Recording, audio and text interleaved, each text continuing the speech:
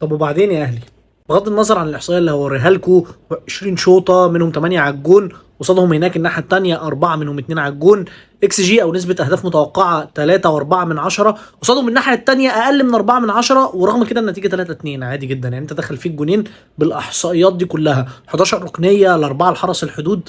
طب وبعدين وانت ايه؟ انت بتعمل ايه؟ انت بتعمل ايه؟ اخر 10 دقايق في الماتش انت مضيع 3 اجوان، انت بتهزر؟ وانت ايه؟ انت هببت ايه في الجون الاولاني ده؟ انت بتعمل ايه يا عم هاني؟ انت بتعمل ايه يا عم هاني؟ وانت ايه الحلاوه دي؟ ايه الحلاوه والطعامه دي يا عم جراديشار؟ ما تعودناش على كده. ما تعودناش على كده علشان انا بتعشم، انا بتعشم.